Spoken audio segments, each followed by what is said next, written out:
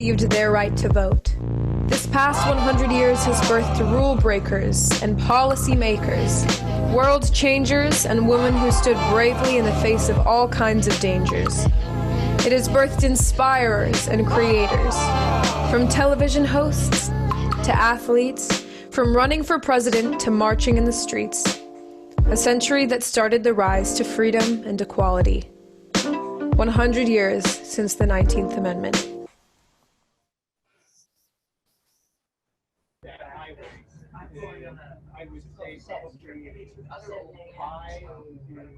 Hello, and welcome to the Women's Equality Summit.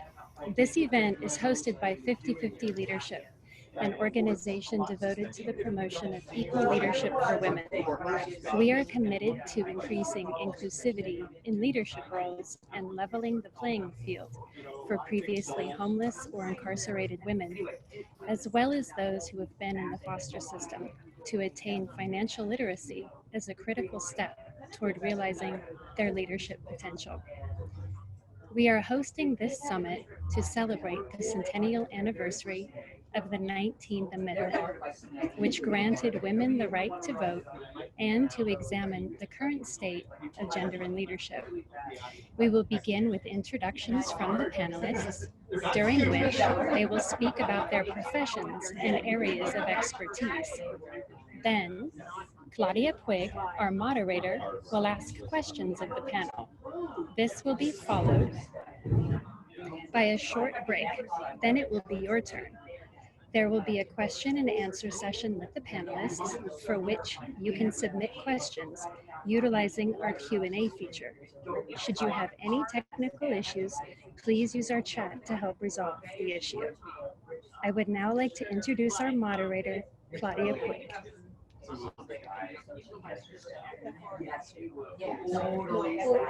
Hello, I'm Claudia Puig, and I'm thrilled to be here today at the Women's Equality Day Summit and to commemorate the centennial anniversary of the passage of the 19th Amendment, and to discuss and promote equal leadership for women.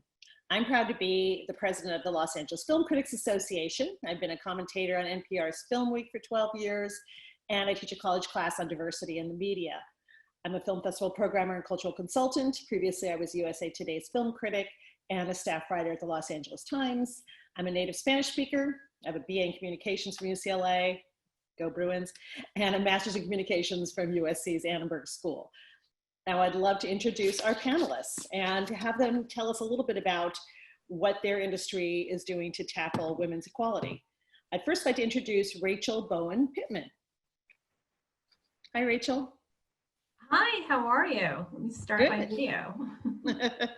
Thank you so much for having me. I am the executive director of the United Nations Association of the USA, and we are a grassroots movement of Americans with 20,000 members and 200 chapters across the nation. And we were actually once led by founding member Eleanor Roosevelt. She was our chair at one point, and she had launched a lot of UNA chapters across the nation right after shepherding the Universal Declaration of Human Rights to its completion in 1948. So we've been around for a while, and we're still very consistent with Eleanor's vision, where we support the vital work of the United Nations through advocacy campaigns, youth engagement, outreach programs, and public events. I myself, I'm pretty new to UNA USA. I've been with UNA USA for about 5 years. Previously, before that, I led membership programs for professional membership associations like doctors and lawyers and just other professions, but not in the advocacy space. And 1 year ago, I became the first female executive director of UNA USA. So we do a lot of programming to support gender equality at the United Nations Association. And we do it mainly through our UNA Women Affinity Group, where we take 3 big actions. One, we work with our membership in educating them. So we offer different webinars and programming with expert speakers to touch on issues such as gender-based violence, human trafficking, and women and girls with disabilities. And then we mobilize our membership around gender equality. We work with them to take actions where they reach out to their members of Congress, asking them to support the UN's work and issues such as parity in leadership, as well as the pay gap. And we also send delegations to UN conferences such as the Commission on the Status of Women. And then the last action we do is we inspire our members to take action on their own in the gender equality space. We encourage them to tell their stories either through blogs, social media, or on videos. We ask them to celebrate gender equality champions in their own communities, especially around International Women's Day. Our members volunteer a lot in their communities. We've had a member who worked with her chapter to put together dignity kits that they distributed at homeless shelters and organizations around the world. And then some of them even do work with legislation in their own communities. There is a movement called Cities for Cedaw, and Cedaw is the Convention on the Elimination of All Forms of Discrimination Against Women. So they're working with their cities to pass legislation on Cities for Cedaw. So we do a lot. I'll be happy to talk more about the work of UNA USA in regards to gender equality, but thank you so much for having me here and I look forward to this discussion. We look forward to discussing things with you. I'd like to introduce next Lori Erickson. And Lori, if you can tell us a little something about yourself and the world of casting and representation for TV.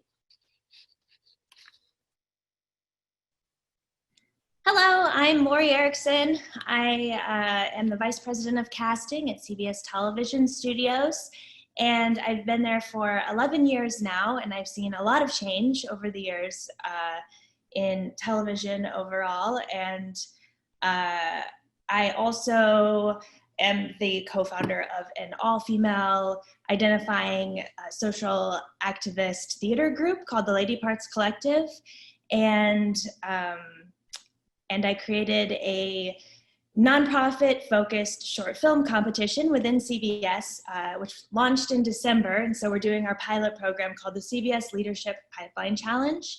And its aim is to empower assistants and create access for people to step into leadership positions and gain paid experience creating short films to benefit the community.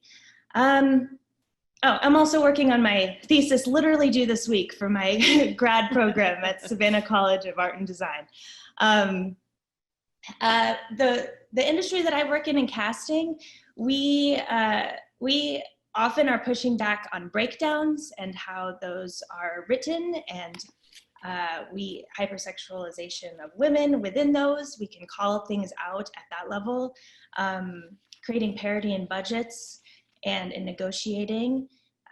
That's something that we have some power in, and also I think that it's important for women to feel safe on sets and in offices, and something that I've been very vocal about within my own studio is the importance of intimacy coordinators on sets in order to make women and all genders feel safe when having that first kiss or having any sort of intimate situation. Yeah, I think that's where we're at right now. Thank you so much, Lauren. Good luck on your thesis. Thank you. Next, I'd like to introduce Vanessa McCarthy, and let's hear a little bit more about what your industry is doing to tackle women's equality. Hello.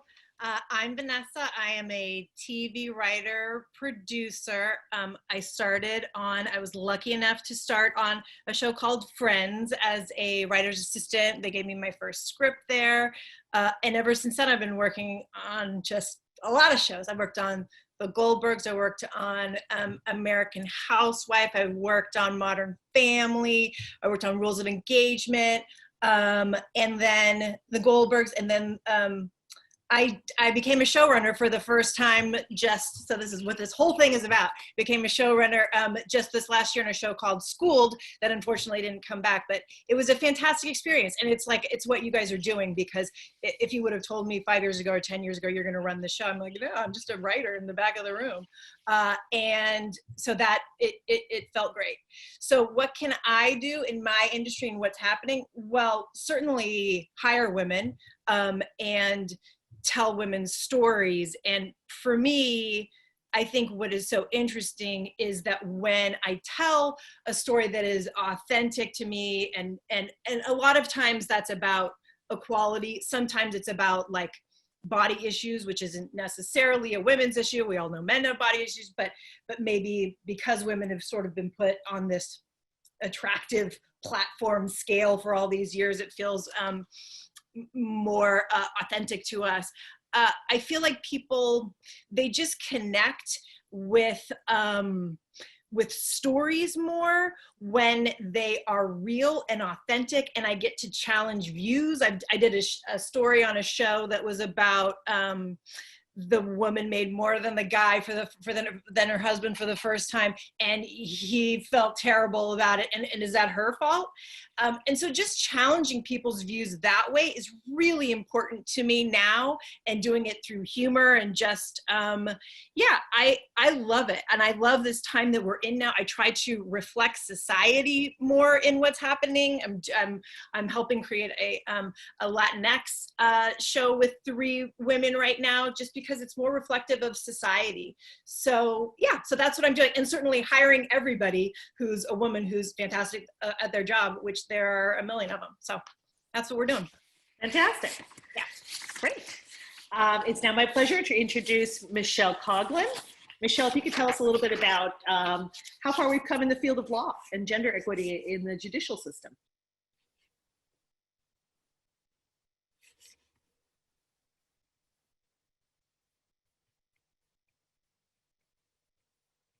Let's see, Michelle, are you there?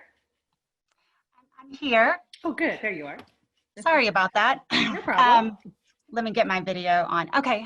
Hi, everyone. I'm Michelle Browning Coughlin. I am a partner in a law firm in Louisville, Kentucky, mid-sized regional firm.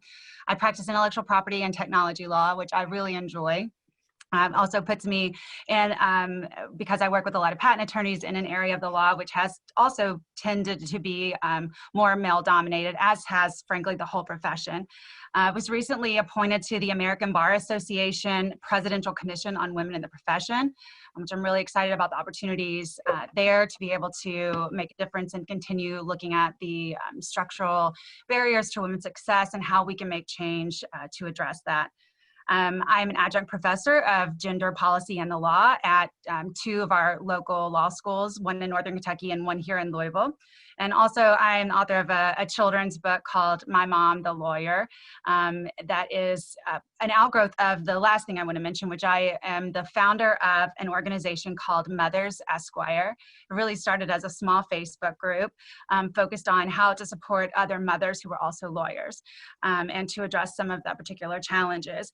Interestingly, in a recent study, caregiving roles were the #1 cited reason, among others, but they were the #1 cited reason as to why women, even women who've been in the law for many, many years, still end up stepping back or stopping practicing law.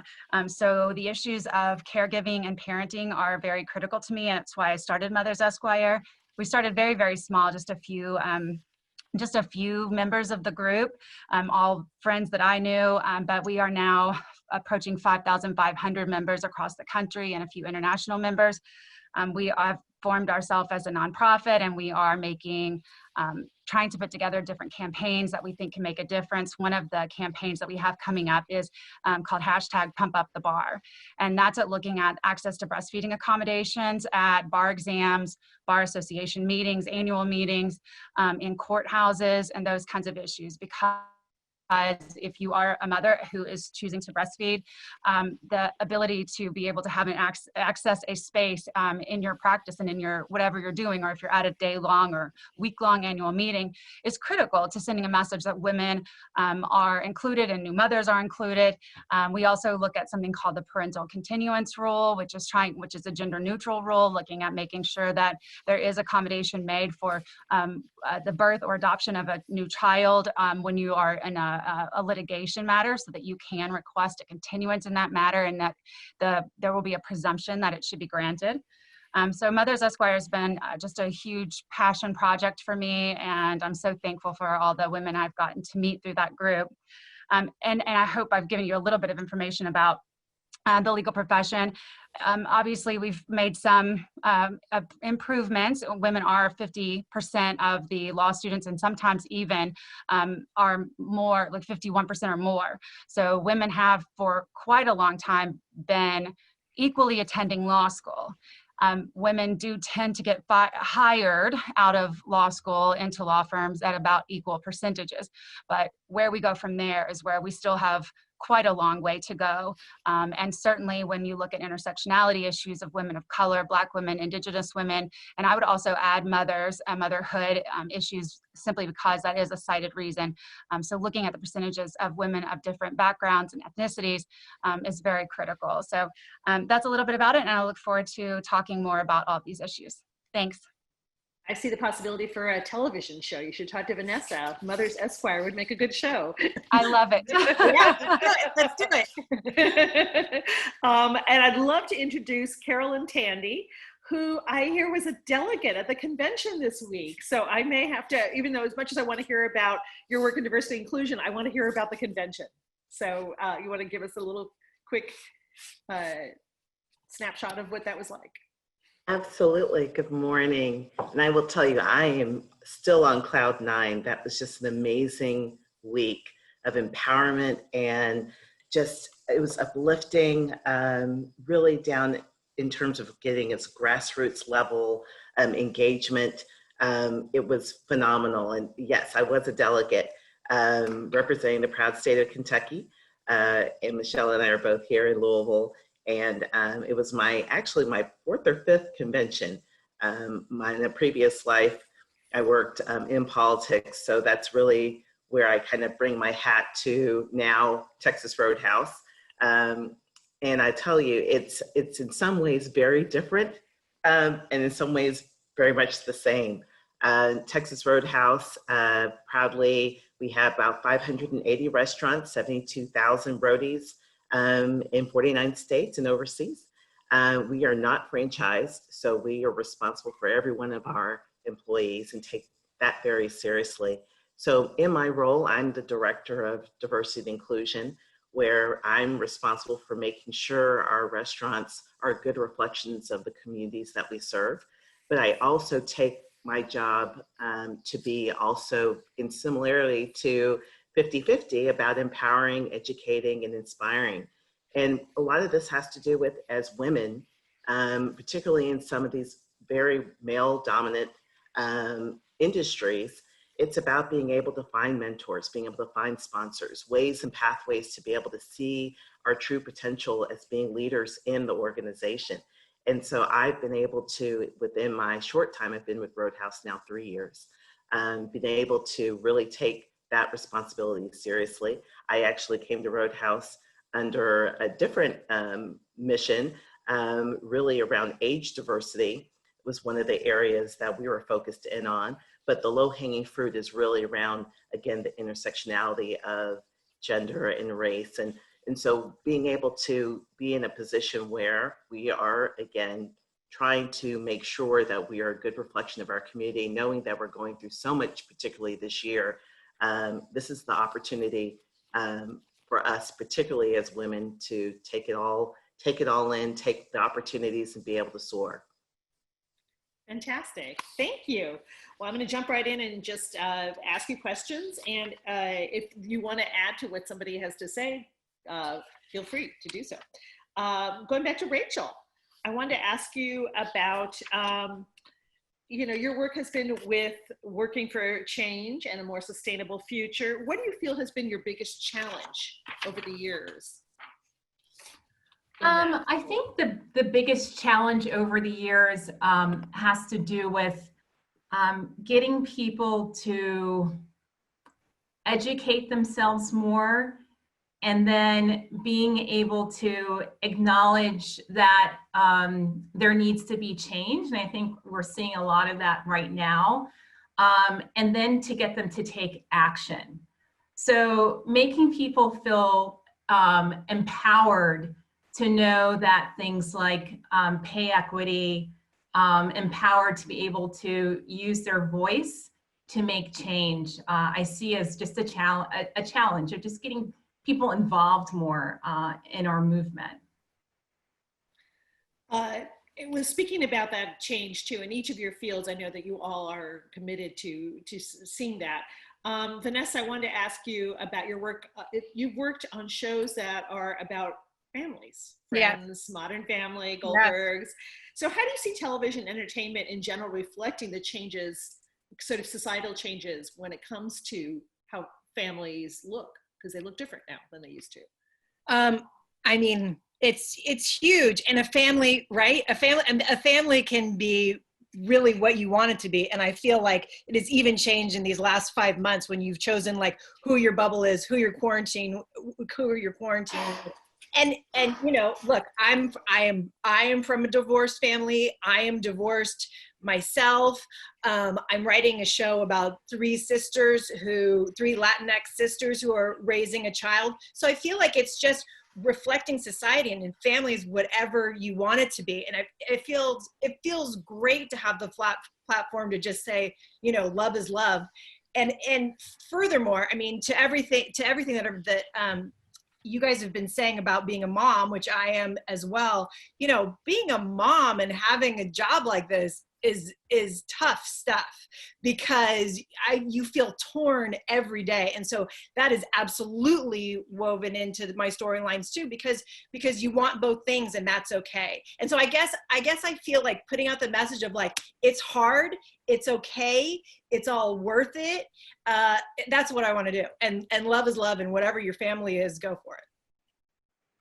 Fantastic. Yeah. Lori, you're in a related industry. You're in the same industry, TV, and it's been entertainment industry is notoriously white male dominated.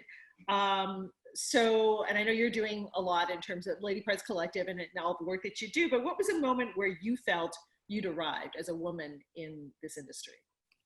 That I'd arrived.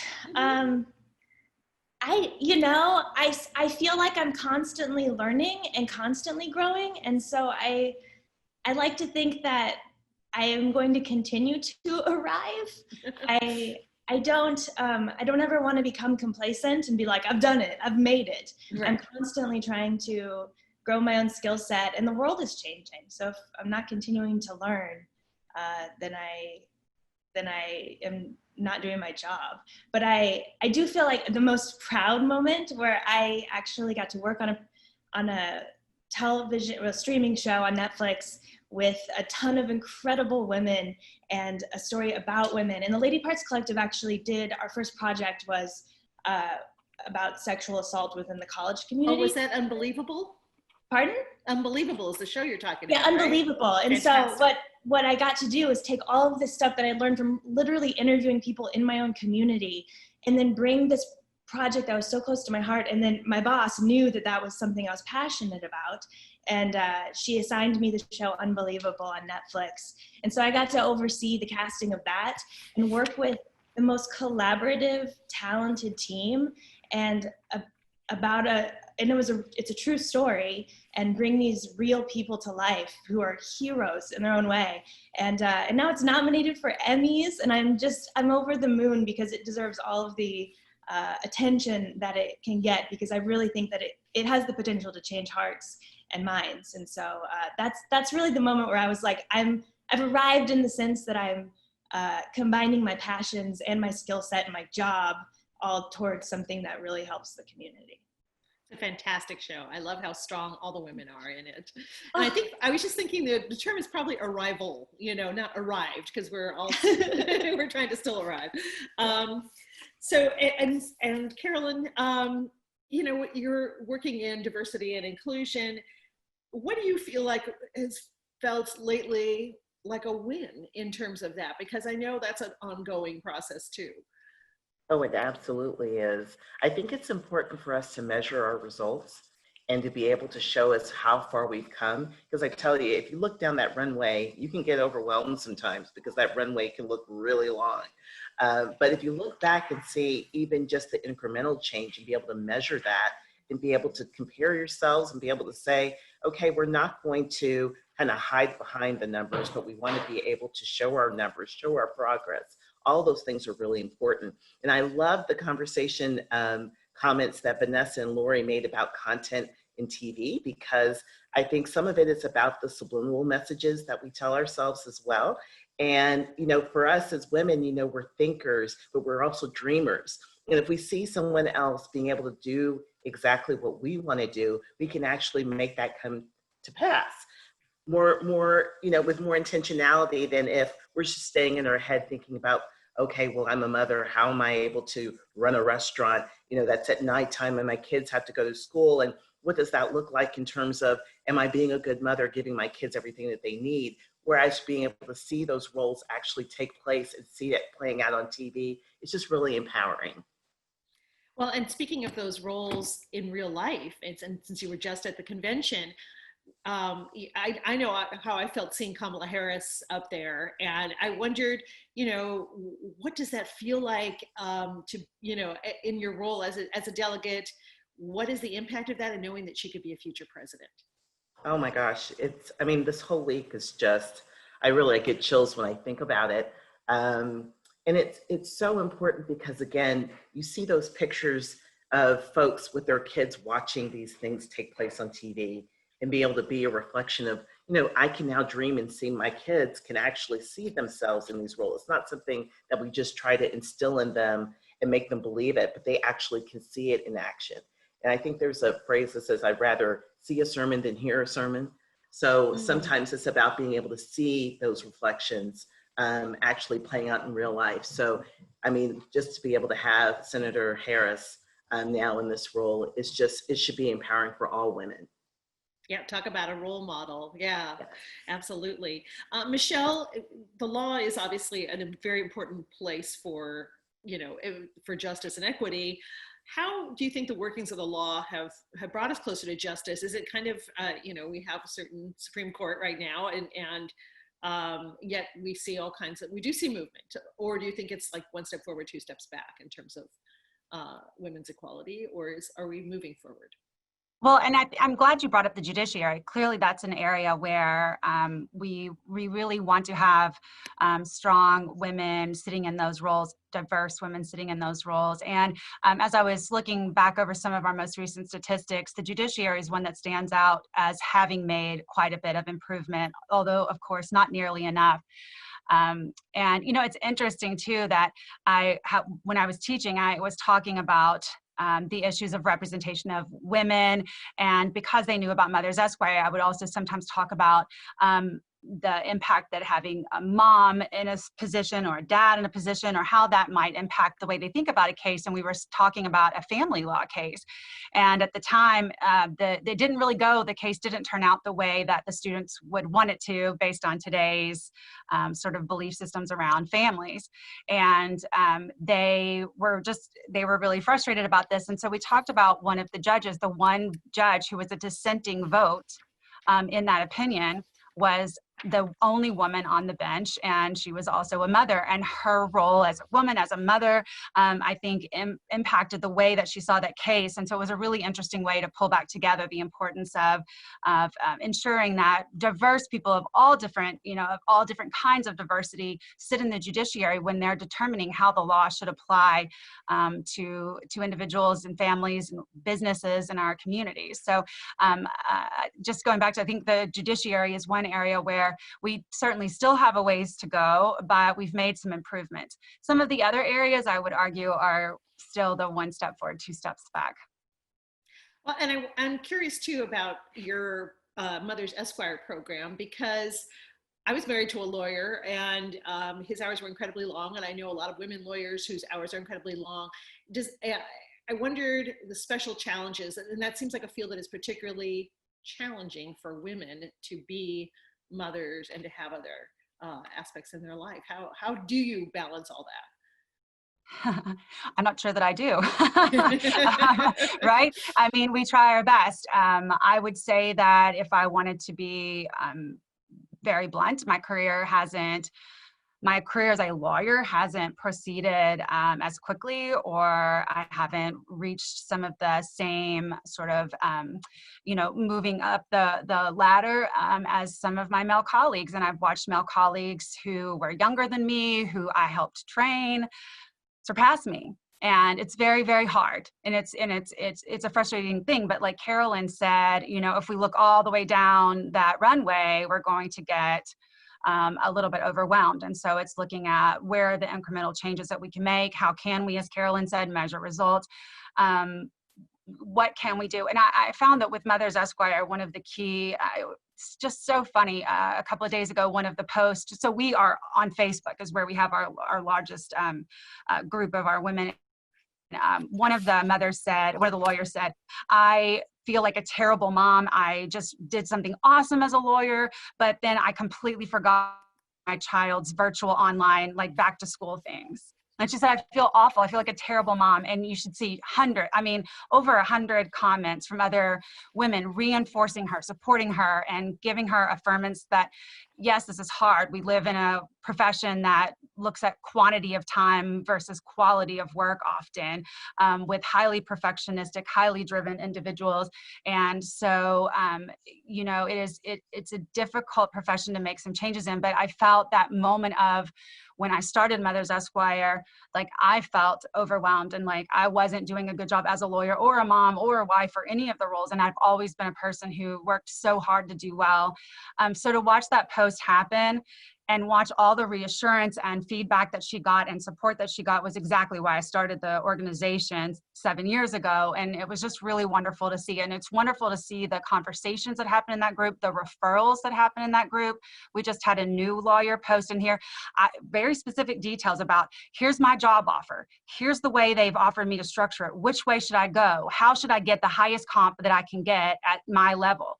And again, hundreds of comments giving her feedback. I'm getting chills, like Carolyn said a moment ago, just helping her figure out, that particular lawyer is a young woman of color as well.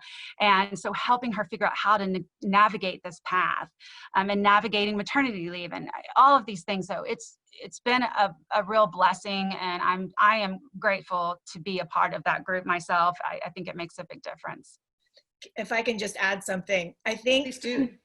I think that, for me, it's also as a mother and as a writer, having the confidence to sort of, when you're at a certain point of your career, asking for what you want. And my example is on the show, TV writers work in absolutely insane hours. I mean, insane. Sometimes till 2 in the morning and 4 in the morning. I don't really do that anymore because I'm old, but it sometimes goes really, really late, and certainly you miss dinner. Now I share custody with my ex-husband of my kids. I have my kids, half the week. So when my kids are with me, I want to be with them for dinner. And so it was, and I was terrified, but last year, before I took over the show, I was like, this is what I need. I need to be with my kids on these nights of the week. And they were like, okay. And then 4 months later, I'm running the show. I got a promotion. It was crazy. And so it's a matter of sometimes of just like knowing what you need and not feeling bad about being a mom at the same time. Absolutely, because we tend to be apologetic as women sometimes. Yeah. I was just going to say, I would say, I'm not a mom. And I planned it that way. I did not want to be, but also being able to balance my life. I work many hours, but also try to think about what my needs are in my personal life and to take care of myself as well. So for those of you that don't have children, you still have that struggle of your work-life balance. Absolutely. I think that's an ongoing struggle. That's another one. And Michelle brought up a really good point about women helping one another and, you know, providing feedback and being resources. And Rachel, I wanted to, since you jumped in there, I want to ask you about that. I want to ask all of you about that, the importance of networking with others and just, you know, reaching out and helping one another, because I think we tend to be supportive of one another. You know, how key is that, and how has that helped you over the years? Yeah, I think it's so key. I think for me, my struggle as a Black woman is for others to look at me and see them in me. So it's being able, you know, I always wondered, like, why isn't anyone mentoring me? Why isn't, especially obviously men, they don't see themselves in me, but also finding those women, I think it's so important, that can give you some guidance to help you navigate the professional world and balance it with the personal world. And, you know, being able to provide lessons learned is so important in any industry. But that's something that I think we all need to be more open-minded and feel confident in mentoring those that may have a different background or walk of life. They need guidance, they need support. And I think that's important for people to think about as they try to diversify their industries and so forth. That's a really good point. Yeah. Claudia, if I may, just something Yes. that two things that Rachel said, actually everything she says is wonderful, but two things particularly caught my attention, and that was that first of all, when they did a recent study on women of color in the law, one of the biggest factors that was cited was the lack of mentorship and sponsorship within the law. Is that often the women of color in those organizations, and I would actually argue that all persons of color, because there's still such a lack of representation in the legal profession, and that they all look to see, where are my sponsors, where are the people that are going to bring me on a case, that are going to pass on business to me, all of those kinds of issues, and that still remains to be a critical issue. So I was really glad that Rachel brought that up, at looking at how can we identify with mentors.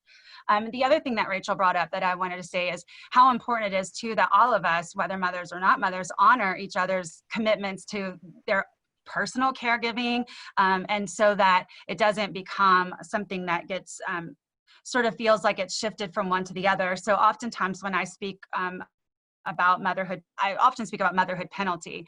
And usually I try to bring out the point that whether you are a mother or not a mother, there is this implied perception that you're going to be a mother, particularly when you're kind of in a certain age category, and that the biases about mothers get applied to women irrespective of their status, even if they've made it clear that they don't want to have children.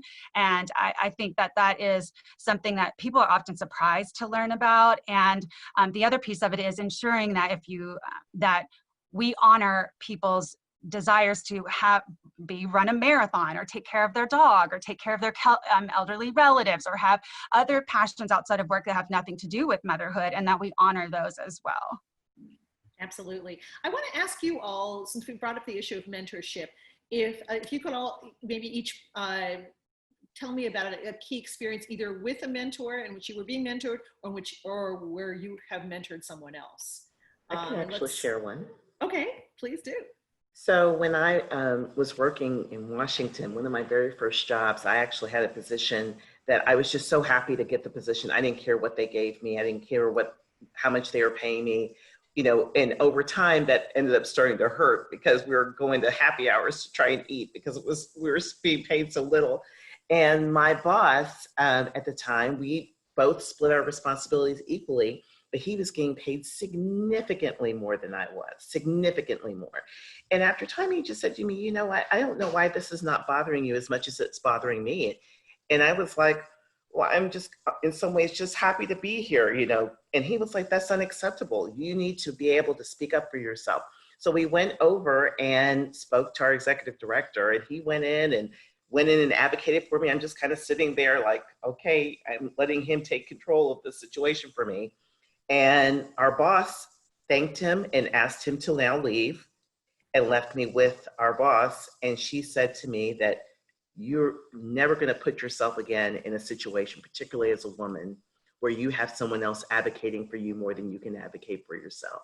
What a great point. And it was an eye-opening experience for me, one, to have this male influence in my life speaking up for me, but then also to understand that there is power in my own voice.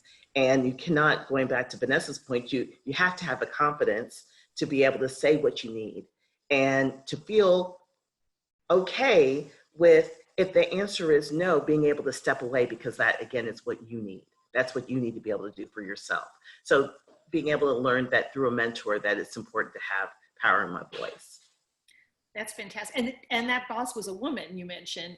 Do you So think actually, that boss... my coworker was a male, and he was the one who that you was being spoke paid. to. Yes, but the one I spoke to who told me that never do that again. As a woman, you would do us all a favor if you did not underestimate yourself ever again. So yes, so there was lots of mentorship in that opportunity.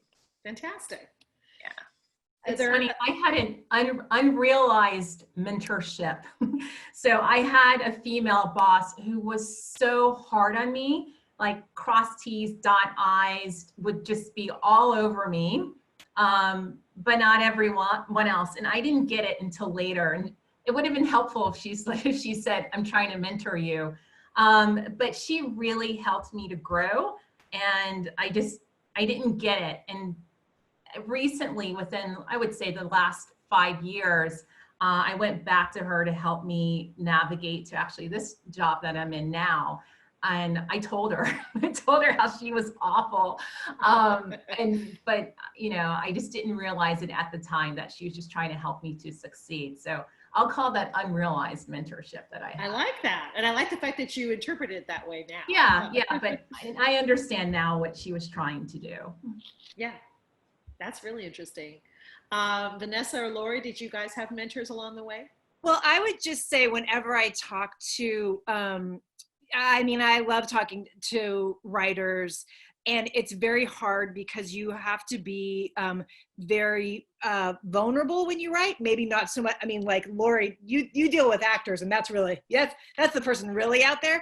But when you're writing, it feels incredibly, you almost feel naked. However, that's where you get to the good stuff. So like if you so women that have overcome struggles in their lives, whether it be with a tough childhood or a terrible relationship, or they were abused in some way. I mean, it's really your power is taking it back and writing a story about that thing that you maybe feel embarrassed or weird or ashamed about. You know that feeling more than anybody else. And so writing about that is your power. So that's what I always tell. I mean, that's certainly what I do, what I tell everybody, and your perspective will help people who watch whatever that content that becomes.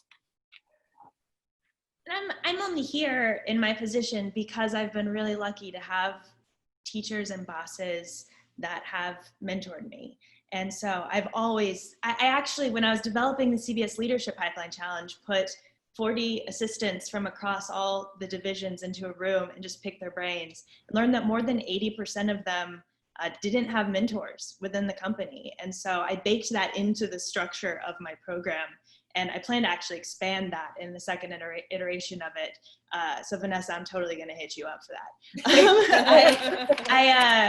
I do also want to speak to just being a mentor is actually also being mentored. I've learned just as much from the people that I've mentored about what it's like to struggle, what they're going through, to really help consider a lot of the systemic things that are also baked into our industry. And so it helps me to be aware of places where I can speak up and places where I can try and help advocate for the people that I'm mentoring as well. But it helps me be better at my job because I'm actually more aware of what the world is and the Pay Up Hollywood campaign. And, you know, I really track all of that. And the only way to learn about what's actually, this is in our industry, like people should be listening, and I think mentoring only makes you stronger as in any position. Absolutely. Carolyn, I wanted to ask you, because you're a director of diversity and inclusion for a major company. I teach a class on diversity in the media, and I always say I look forward to a day when there won't be a need for such a class and, you know, things will be diverse and inclusive. Do you see progress both for women and people of color and everybody that constitutes diverse? Do you see that happening? Absolutely, I see it happening. I know within our industry, we have created these associations and ways for us to find linkages within food service. So one of my greatest allies is an organization called Multicultural Food and Hospitality Alliance. There's another organization called Women in Food Service Forum. And what they do is bring together women, people of color in particular, and find ways to find those linkages, because there's so few and far between in terms of our restaurants. I'll tell you, within Texas Roadhouse, we only have 13 MPs of color in the entire organization. This is out of the 580 restaurants. So, but they're so scattered, they can't even find the connection and linkages to be able to even uplift themselves within the organization. So it's important for us to facilitate ways for us to grow and mentor each other and grow from each other, and just to be able to lock arms and be able to go and struggle together and learn from their experience and be able to lift and climb as we go. But the conversation around diversity and inclusion and the equity piece was so critical, because I heard a friend of mine say to me the other day that, you know, diversity was when they saw me, inclusion was where they included me, but equity was when I got a piece of the pie. And that to me is really what it's about, particularly for women, particularly for people of color. It's being able to be recognized that our experiences are different. But again, we do have, and we should have, the opportunity to be seen and to be valued within our different experiences.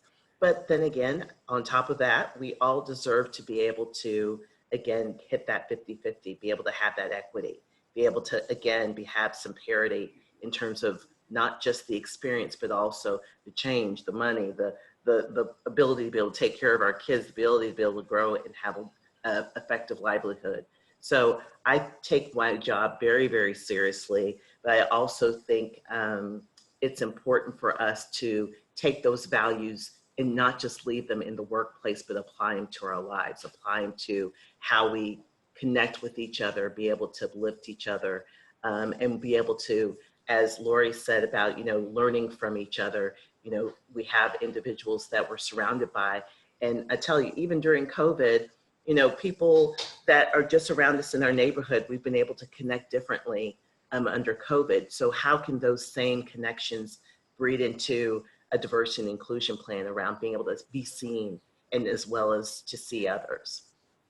Absolutely. I was struck when I was watching the convention about how there were so many firsts still. You know, this is the first Black woman senator. This is the first Latina governor. It's just, I mean, I'm in an industry that's white male dominated. I'm the lone Latina in an organization of 60 mostly white men. It's weird to me that we're in a world where there are still firsts. I just think. But I tell you, think about, like, we're in the election season, and 4 years ago, election season, and women could have made the difference, right?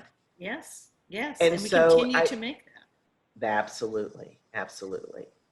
And I don't know, Michelle. Michelle, I don't know if you said this in the beginning, but at the rate that we are going, we will not have, based on United Nations recent reports, we will not have true gender equity for another 100 years. Wow. So there is so much work that needs to be done. And there are many more firsts that need to be had in order to reach that true gender equity. 100 years. That's amazing. I won't be here for that. Well, there's a lot of work that we will continue to do. We're going to take a little break right now, but I want to encourage everybody who's watching. We've been getting some good questions to keep sending in questions, and we will continue to discuss. Thank you. Hi, welcome back, everyone. I want to ask questions of our panelists from all of you, and we've been getting some fantastic questions. So let me jump in here. Rachel Tom wants to know if, and this goes to everyone in the panel, if you've ever been discriminated in the workplace because you were a woman that you were aware of, and how you handled it. So just speak up if that was an experience that you've dealt with. Yeah, I think it's more so where my ideas aren't being acknowledged, but the same ideas that a man gave had been acknowledged, is where I feel like I was discriminated against. I'm finding myself speaking up more by saying, I just said that, or, I proposed that idea last week. That's one thing. I'm fortunate that in the association world, we are very female dominated. However, you still come across those issues. So it's a little bit different from me. I think for me, it's more discrimination based on race, more so than it is gender when it comes to working for membership associations. And maybe it's hard to decide which it is for some people. Yeah. Oh, I'm sorry, go on. I said, but there are those moments. Yeah, definitely. I'd love to hear what other people have to say about that, and also how you deal with it. How do you keep from, feeling resentful? You brought up a couple good ways, Rachel. How do the rest of you deal with it? Well, I can say in my younger day, I mean, I feel like I've experienced, at one point, terrible sexual harassment when I was much younger. The man who was my boss is no longer with us. Quite literally, he's dead. But it was a defining thing, and I was very scared. And the Me Too movement happened a couple of years ago. Nobody talked about it. It was just sort of accepted, and ever since then, you just have to talk about it. You just have to, there are other people in your workplace seeing that something is not okay. I would say find your allies, and then go to your human resources, or go to whatever resource you have, because it is just not okay. And then I think the other form that Rachel was talking about more is just sort of like, it's just sort of like you're not in the room. It's just sort of like your opinion doesn't, you're the one lady and your opinion, what he said was really good. And you just sort of don't matter. And that is more sort of systemic and icky. And how do you deal with that? And for me, again, like I can write something on my own and try to sell that and get it's really given me ambition in that regard when I am disregarded in a writer's room. But that's a trickier one. I would just say across the board, trying to find your allies and make whatever inroads you have, whether it's human resources or if the person is in the room with you. But it's tricky. I actually just want to jump back on something, is that in the association world, especially when I worked with professional membership associations, the one interesting thing is when your members, or it could be, if it was an association world, your clients are sexist towards you, and how your organization protects its employees, I think is another big issue. And being able to say that as an organization, we have code of ethics that not only apply to our employees, but to the people that are engaged with our employees. So I've seen that kind of transformed in the association world. I wanted to jump in on kind of following up to Vanessa and Rachel, if it's okay, that studies have shown repeatedly that there is a perception gap between what men perceive and what women perceive as equal.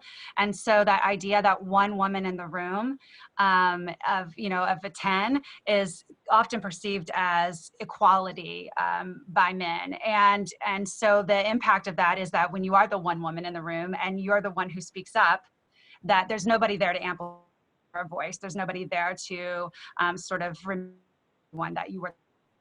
And I call it man math. When 10% equals 50%.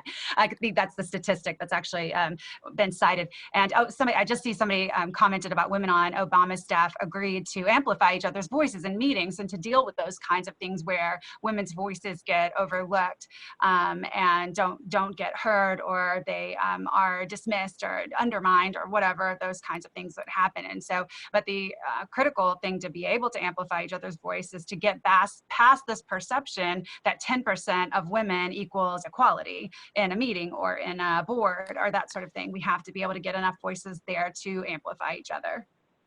Absolutely. Well, and you spoke about this a little bit before, Michelle.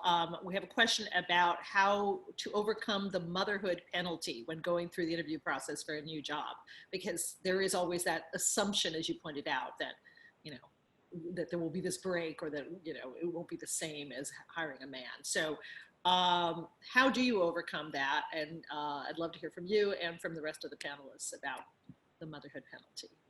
And I'm glad you brought that up, because when you're asking about experiences of feeling that your gender had impacted you or had held you back, is that when I was a student, when I was a law student, I was pregnant at the time that we were supposed to be going through the on-campus interviews for law firm opportunities. And at that time, I was the #1 ranked student in my class. So typically you would be sort of a shoe-in for all the interviews, all of those opportunities, but I was pregnant, and I didn't even get interviewed at all by some of the firms. I wasn't chosen by some of them. And then later, I actually hate to say this out loud. My first day on the job at one of my jobs as a lawyer, I was told, well, you know, we weren't sure hire you because with your kids and everything, but we did. And I can't believe those words just happened. Another thing that has happened, and I'll get to what you're asking about a little bit more in depth, is that I've had more than one male attorney say, hey, this client will like working with you. They won't mind that you're a woman. And I think Vanessa, was it Rachel or Vanessa that said something about that, about your clientele and how they perceive you, and how, and you know, women often get asked, wait, are you the court reporter? Are you the paralegal? Are you the assistant? I think we all experience that in some way in our industries.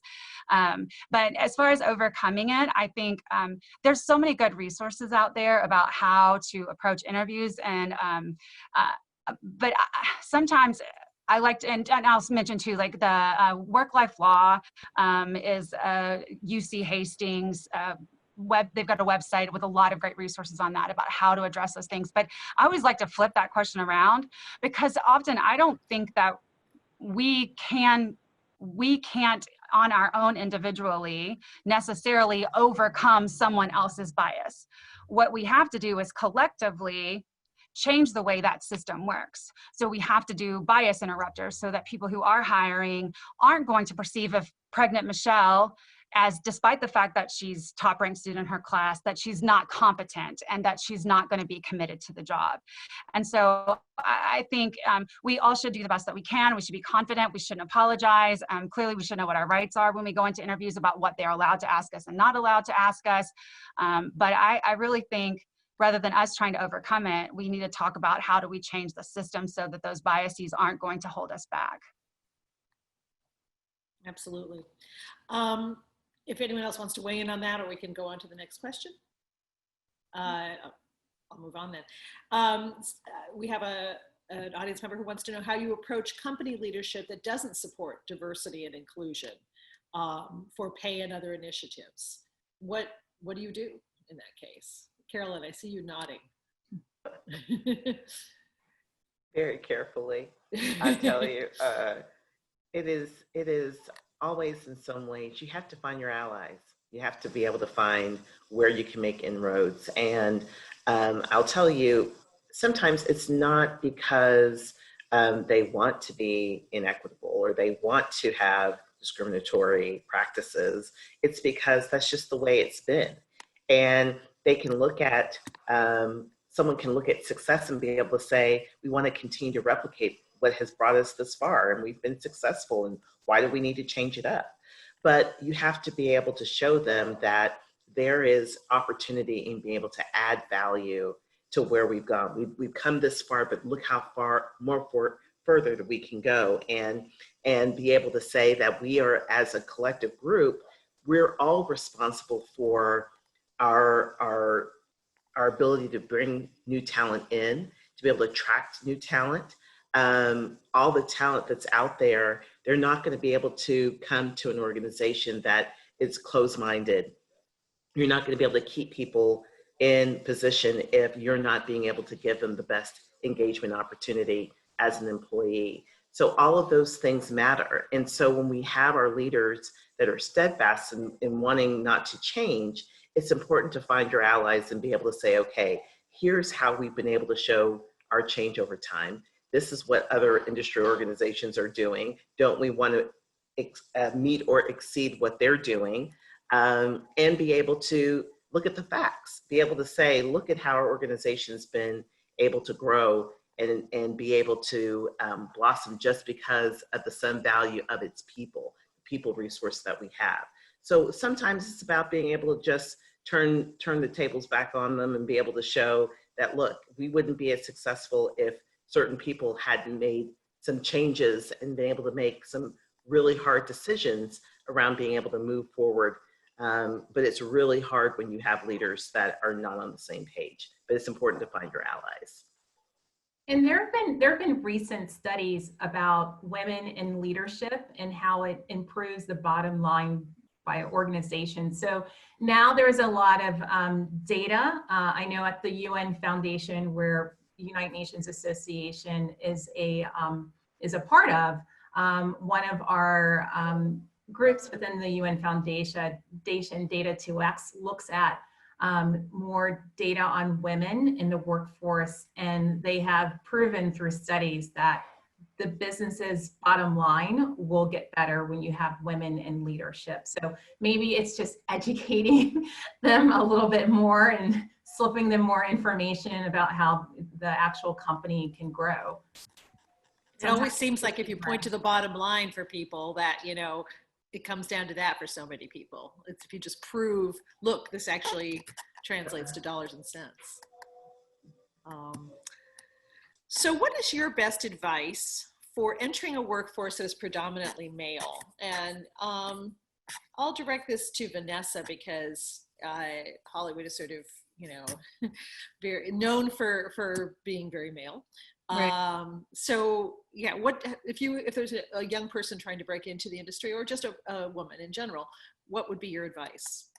Again, I would say just go hard on who you are. I mean, I honestly think that when I tried to break in, I felt like I had to be like more of a guy because I would be accepted if I was more of a guy.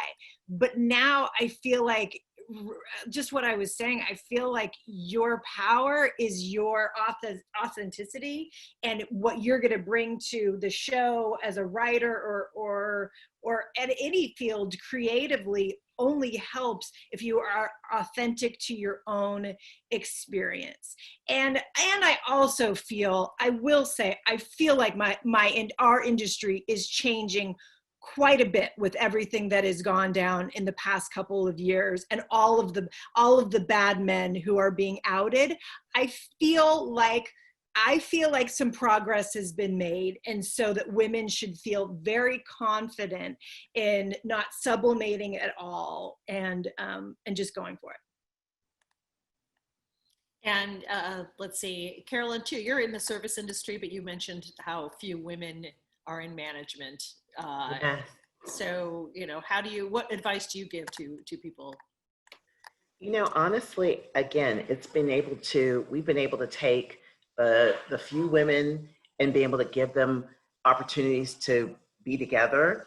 There is an internal association we have called Women in Food Service Forum, but we've replicated that experience where we bring together, you know, women across different industries, but within food service, to be able to see there are leaders, there are people who are doing extremely well in food service, but we've replicated that within our own organization. Our organization's leaders have been able to see the value and being able to empower the women that we have to tell their story, to be able to show how they can mentor and sponsor other women into leadership roles. So since that organization has started till now, we've been able to grow 10% of our workforce into management, particularly women. That's not a huge number, but it's huge for us in terms of our industry. So just over time, being able to have and be able to tell their stories. It's important for us to be able, even just in terms of social media and being able to have these group chats and other things, now that we're all on Zoom, have opportunities for folks to be able to see and be able to hear how individuals have been able to make that climb within the industry, how they've been able to navigate it, make connections, find those mentors, as well as make those linkages. Because again, some of this is about people may not know in their own experience or may not have someone around them that they can vibe off of. Same way Vanessa was being able to say, have someone in the room with you, or maybe it was Michelle who said that, have someone who's in the room with you.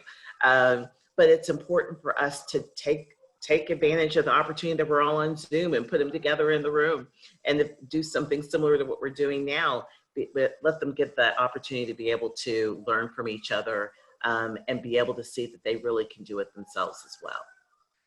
Well, and as kind of a jump off of that, Michelle, you mentioned about 50% of law students are now women. We know there are more and more people going, I think there's more women in colleges in general, but there's still that gap, right? There's still, so what advice would you give for someone who's entering the workforce, even though things are better, there's still the gap? How do you push through? So I think that some of what we've talked about today, which is, finding those people who are going to be your allies, as we've said, finding those mentors, looking for sponsors, those sorts of things are helpful. And I think and kind of relating to what Carolyn said is that we have found that for many women in the law, depending on where they are geographically or what kind of firm they're with, they may be the only woman in that firm. And oftentimes we have, I probably could go back through last month and know somebody will say, I'm the first woman who's ever had a baby at my law firm. We don't have a policy. What do we need to do? Or I'm a dad at my law firm and our law firm still hasn't adopted a paternity leave policy. And so, things, but so finding that network and community that can help you when you may not, even if you don't have them, thank goodness for all this technology, you may be able to find your community, even if there's not really somebody within your own organization. And then I thought I had another idea, but it'll come back to me in a moment. I don't know if anybody else had anything to add about ways to continue to move up. I think that it's important. I learned this. Easier said than done. I learned this the hard way. I started out at Creative Artists Agency as an assistant in Los Angeles. And I learned really late in life to stand up for myself and to take up space, and that it's okay. I grew up very Midwest nice and apologetic about everything. And I learned that the world doesn't crumble around you if you stand up for yourself. In fact, people often tend to respect you more. And that was a shock to me. I literally thought I was going to get fired. Like, I was like, okay, well, that's the end of it. Guess I'm moving back to Missouri. And it was, I think if you are in the minority of a space as a woman, then I don't know. It's easier said than done. I know, but I think that— Lori, that was the point I was going to make that I kind of lost, is that sense of being, really being firm within yourself and who you are. And not holding yourself back, or not letting, one of the phrases they often use in addressing some of the gender equity issues in the law is death by 1,000 cuts. So it's not that there's always this one big incident that happens, but it's these just collection of small incidents, microaggressions, and how over a career that adds up. And then, again, if you add in the intersectionality issue, is that not only are you being given negative messages because of your gender, but also because of your race. And so then the cuts pile up, and after a while you feel like I'm done. And so I think knowing the overall landscape, to see that you're not alone, you're not the only one experiencing this, and just as you were saying, Lori, just having that internal sense of, I'm going to push through this, and I'm going to keep going. Sometimes mantra of armor on, and like thinking like I have to be, because I'm like you, Lori, I'm from Kentucky, and we're real nice around here, and so it's a little bit hard, and you have to push yourself a little bit out of your own comfort zone. But I'm so glad you said that. That's what I was thinking of, is like finding your own inner strength. One point I want to make, because I keep seeing it in the Q&A boxes, we have to bring male voices into this. You read my mind. That was going to be my next question. Yeah. We have to find male allies. I mean, you can see it with the current Black Lives Matter movement. You see a lot more white people hand in hand with Blacks and people of color out on the streets, and you can feel that change is coming for the good. Yeah. Same thing when it comes to gender. There are plenty of male feminists who consider themselves feminists that are out there that need to be in these conversations so that other men can realize that it's okay. So what can men do to support feminists and to help women? What are some real specifics that you guys think they could do? Well, I mean, I think by being allies, by being ones that say we need to promote more women. So if men are holding leadership positions, to hire more women into leadership positions would be one major thing that could be done. Absolutely. I agree with Rachel, like being intentional. Oh, Lori, I'm sorry, you go ahead and I'll speak after you. Either way, I was just going to say pay transparency. If they want to tell us what they're doing, it's something that can help us in negotiating our own salaries and make sure that they're equitable. I'm so glad you brought that up too. Pay transparency is one of the things that I think could be a game changer for women. And I mean, Lori, you could speak to this better than I could, and so could you, Vanessa and Claudia. But I know that in the movie industry, we've seen it come out publicly about finding out that male co-star and female co-star are making vastly different salaries. It happens across the legal industry, certainly. And in fact, over the past few years, we've seen a little bit of regression in that in the pay equity industry, in the pay equity factor in law firms and in the legal employers. There is not one of the major law firms, not one, in which a woman is the most highly compensated, or even in the top 10 most highly compensated lawyers in that law firm, not one.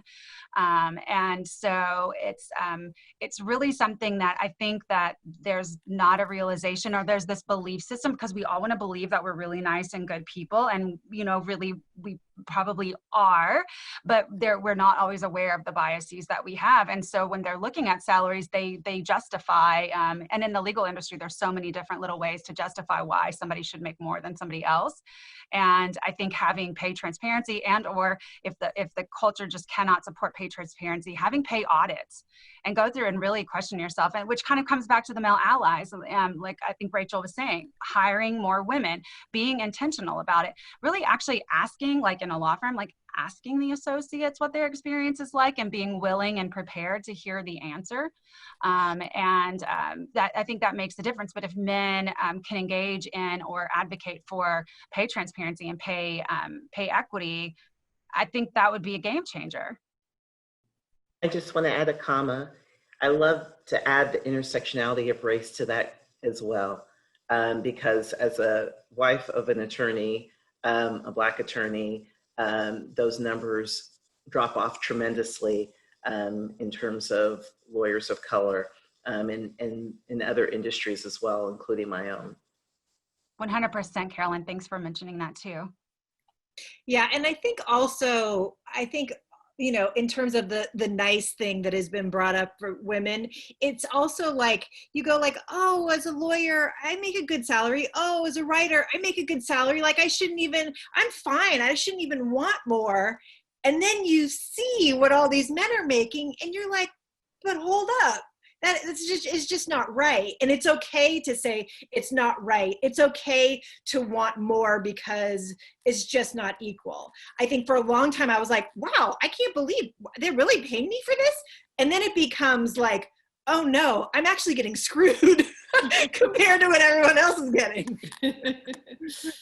That's so true. And we're brought up to kind of like be grateful. Like, yes, oh, yeah. yes.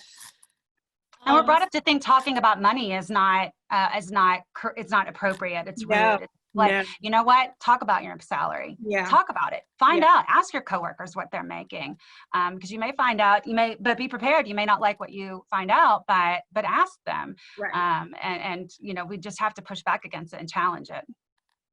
And I think that's actually what's exciting about the upcoming generations. And I forgot who had said you learn from your mentee.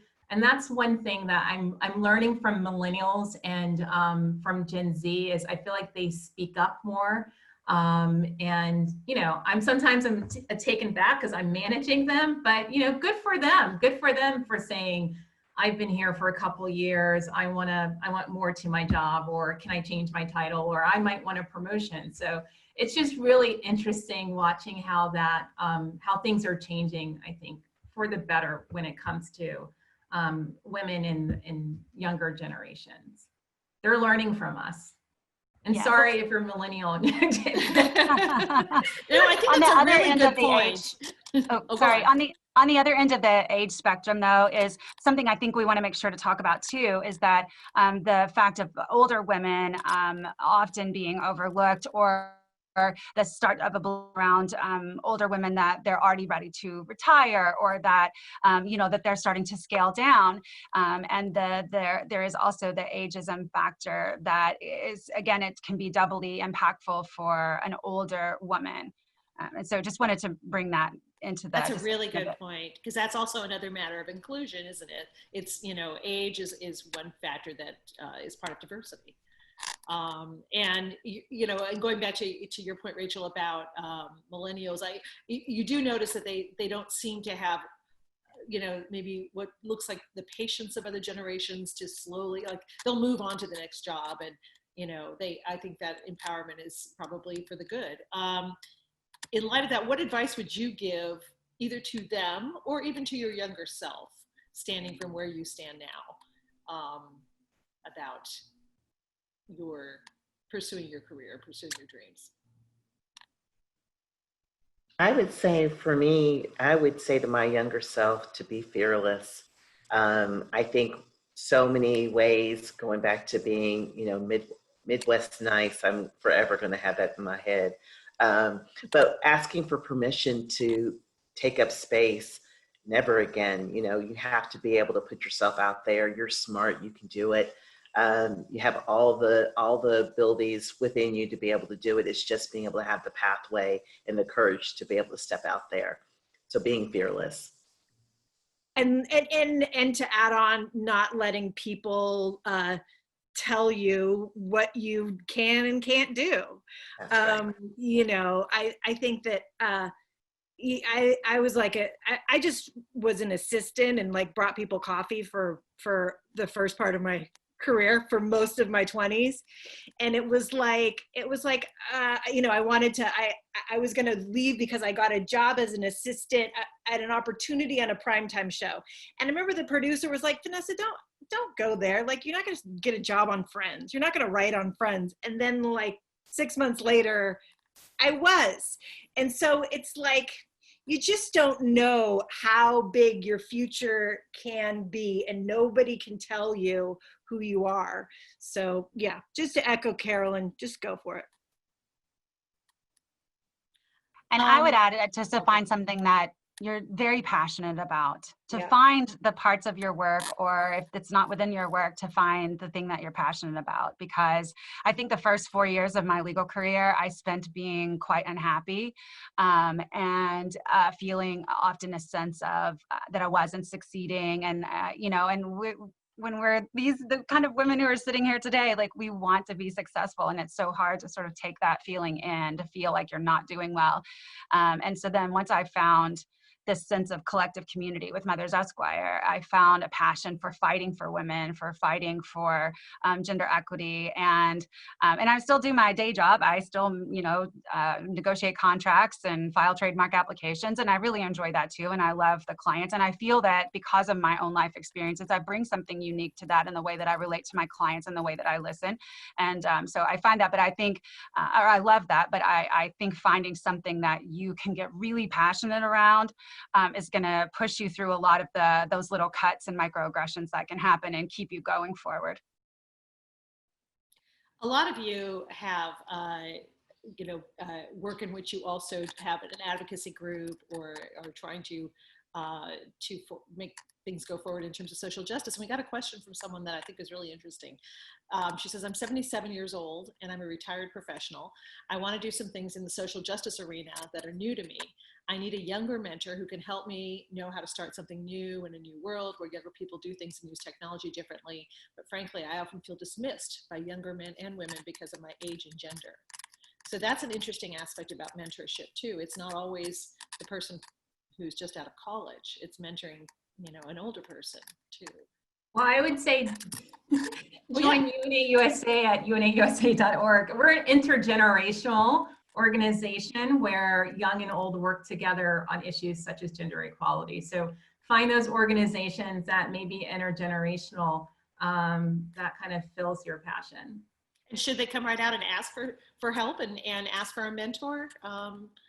Yeah, I mean, I think with UNAUSA, what we do in our chapters is that they work on programming and advocacy together. So it's not so much asking for a mentor, it just happens. And then if you are, 77 years old and you have younger nieces, nephews, or their grandchildren, or you have grandchildren, you can reach out to them, because what you're seeing in a lot of, at least for example, like the climate march, we was out there in New York City when Greta Thunberg was here, and you saw a lot of older people and younger people advocating against climate change. So there are opportunities, you just have to look for them, but talk to the young people in your family, maybe start there.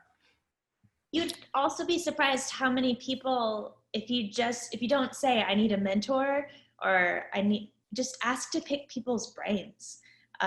You'd be surprised how many people say yes when you straight up ask that. It's now a habit of mine. I just pick everybody's brain, and I let people pick mine. And so it's not necessarily the title of mentor, mentee, but it's still learning, and it's still a relationship that you're cultivating that can open doors for the social activism that you want to create.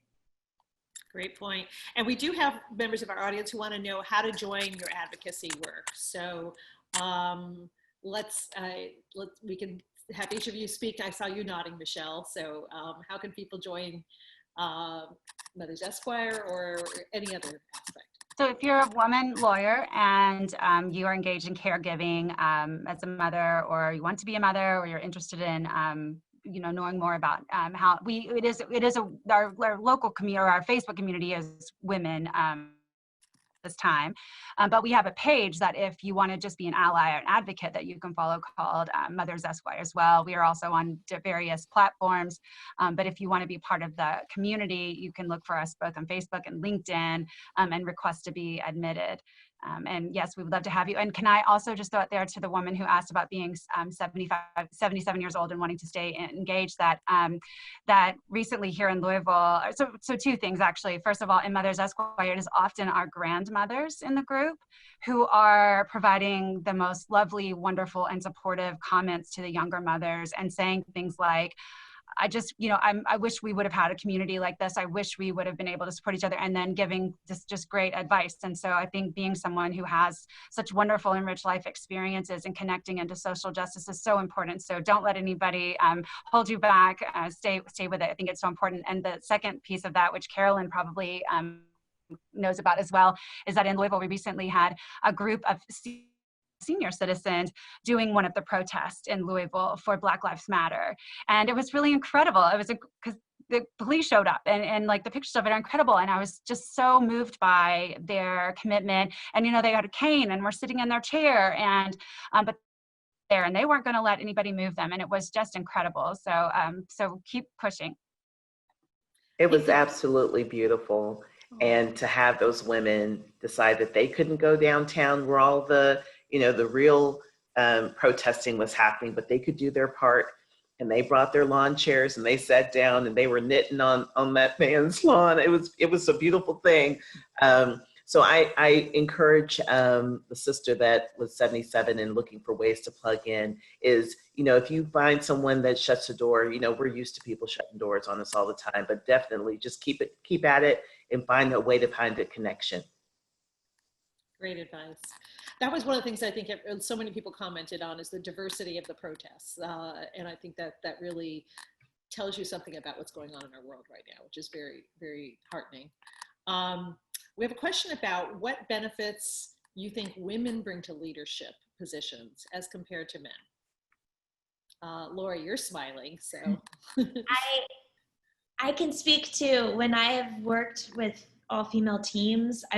I also, which I love to do, and I also remember the first time we had a female showrunner at our kickoff launch meeting for a pilot, and she said straight up, you know, I'm really collaborative, so if your assistants, if anybody just has any thoughts, like reach out to me. And the room did not know what to do with that. And I was like, you are my people. It was amazing. And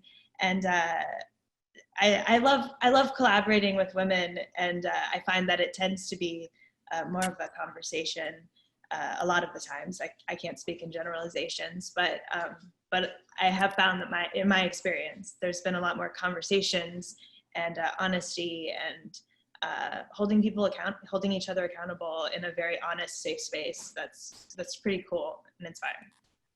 I think we're seeing in our organization, we've been able to have really from our women leaders be able to get that empathy, have that hierarchy flattened, leading from the center, making sure all voices are included. It's just a different touch, it's a different feel. The organization tends to flourish more just because, again, being able to have women in those roles where they know what it feels like to be excluded. So they want to make sure to include, they want to make sure everyone has an opportunity to speak up. It has a different air. It's so beautiful to have a woman in a leadership role. And weren't there there's been some news reports showing that in terms of dealing with the coronavirus, that countries that have women leaders, at how successful that they've been in battling this issue. And I spoke earlier too about women in the judiciary. I mean, part of the reason I'm so passionate about ensuring gender equity in the legal profession is because we do play such an important role as lawyers, as judges, and many lawyers run for office in terms of making policy and laws that affect all of us. And so I think having that diversity of experience and that different voice just makes a difference. And you know what I also think? I think sometimes when women are in the room, it gives men an opportunity to express themselves in a different way as well. And so it just sort of changes the dynamic of the room. Yeah, Michelle, I was going to say being vulnerable would be another quality, just for that reason. We have time for one more question, and I thought maybe I'd give you all an opportunity to ask questions of one another to kind of wrap it up here. So, or just directly comment to one another. Michelle, you're nodding, so I'm going to lead off with you. I'm just very excited to hear about the different industries and how, you know, I sometimes when I'm speaking, I do like a meditation or visualization at the end of it, and I ask everybody to, you know, take a deep breath in and relax. And I said, I want us to all imagine that we are children again, and we're at that playground, and we're all holding a piece of that parachute that you throw the balls up in. You know what I'm talking about. And I said, so now when you leave this room today, I want you to know that each one of us in this room is holding on to that parachute, and you don't have to carry this alone, and we're all going to carry this together, and we're all connected through this fight. And so, you know, I like when I'm sitting here listening to everybody across all these industries, all searching for how can we make a difference. I mean, I'm really getting chills just thinking about it, and I'm just so appreciative. And when I think about Vanessa and Lori and you, Claudia, about the way that you can portray women and in complex and beautiful ways and stories instead of presenting them as flat characters, that you know, just give the depth and meaning to that people then access from their homes. And you know, it can make, I think, such a difference in the way that people perceive or are even aware of. And just Carolyn, I mean, you think about breast, you know, across the whole food service industry and how we can make a difference in there. And Rachel, everything you're doing is just it's amazing. So I just feel that sense of like we're all holding on to that parachute together. That's a beautiful image. Well, I think we are mindful of the clock here. I want to thank you all so much for joining us and for all your wonderful insights and your comments. It's been fantastic. And we want to, I think, show some slides and take some time to discuss the importance of the upcoming election. Women's voices need to be heard. There's an upcoming event, Get Out the Vote, which will be a nonpartisan town hall. And I believe there is someone here who is going to speak further about that, but I want to thank our panelists so much for taking the time and for your commitment to the advancement of women in leadership roles, and your stories and impact to society mean a lot to us. So thank you so much, and don't forget to vote.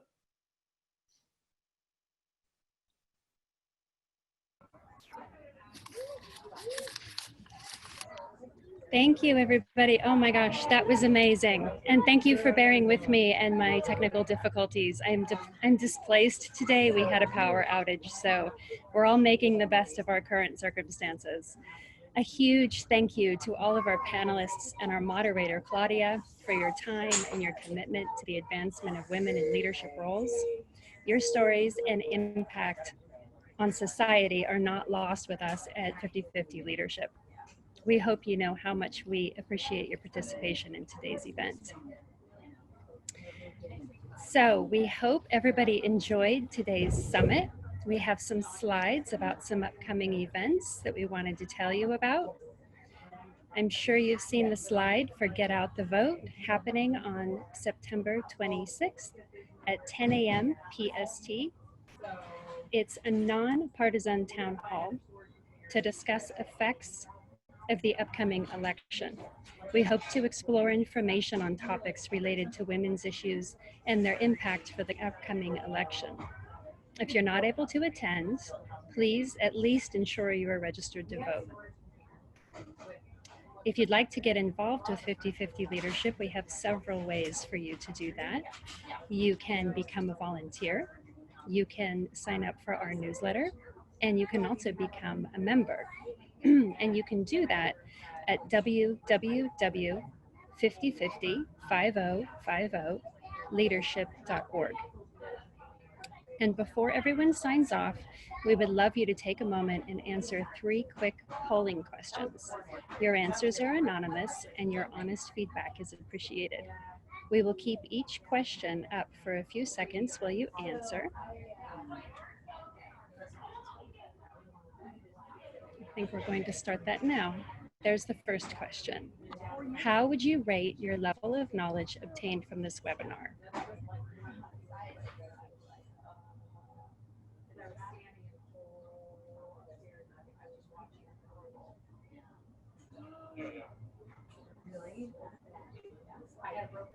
Give you all a few minutes to answer.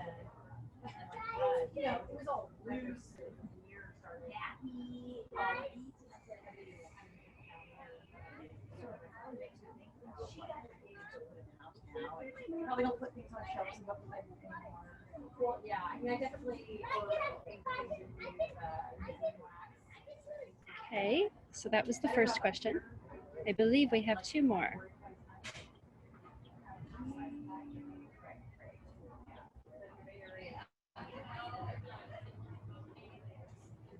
Next question. How easy was it to attend this virtual webinar? It is, yes. Yeah.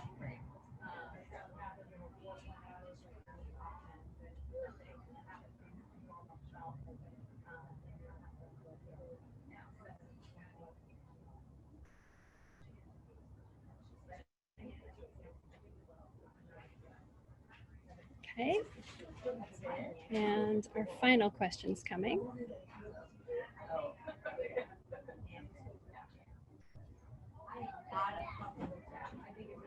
There's a line.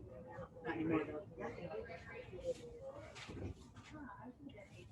That was a nice person. I wish Christy happy anniversary. Okay, and our final question. What would you like to see more of from 50/50 Leadership? You can check more than one here.